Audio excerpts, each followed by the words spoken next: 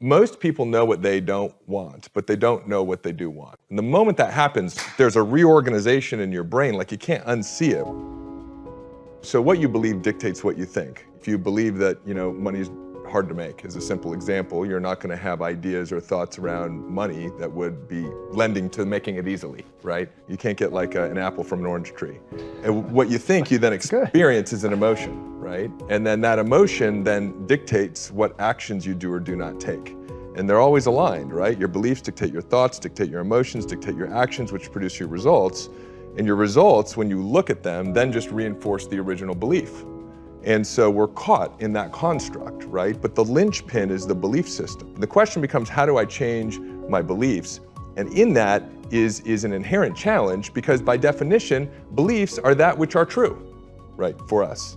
Then the question is, how do we break out of this? What we believe is the fastest way for you to eradicate a limiting belief is to actually see the limiting belief as untrue. And the moment that happens, there's a reorganization in your brain, like you can't unsee it. Once you see the lie as a lie, right, there's a huge shift. It reorients you to the experiences of your life. It reorients you, to money, to relationship. So if you want, more happiness, if you want more wealth, if you want deeper relationships, if you want to have more joy, you want to have more fun, you want to, achieve your full potential and really make an impact in the world, then what's really important is to get clear on what that could look like for you, and to make sure that what you believe is congruent with that outcome. Because if what you believe is not congruent with that outcome, just neurophysiologically, you're working against yourself. Most people know what they don't want, but they don't know what they do want. If you say to somebody, what do you want? They'll spend maybe 10 seconds sifting around and then start telling you exactly all the stuff that they don't. And so it's important to have clarity on what you want to create, to have clarity on the type of partner you want to have in your life, to have clarity on the things that you want to learn. Because I believe that clarity is intimately connected to imagination. So as we're getting clear on something, we're beginning to see what that thing is, right? That we're getting more clarity on. And we now know, there was a study done in 2009 at Harvard where they brought in piano players to play the piano, and they studied what parts of their brains lit up. And then they just had them imagine playing the piano, and the same parts of the brains lit up. And there's a study after study after study that shows that the brain doesn't know the difference between imagination and reality. So as you're getting clear around something, you're actually building neural networks as if that image or that experience had already occurred.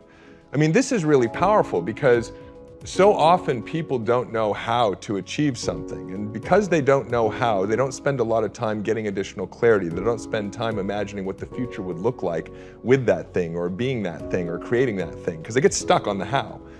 And what I would suggest is that if you're willing to invest time in getting clear around something or imagining, you build neural networks that represent the memory of an experience that has not happened yet.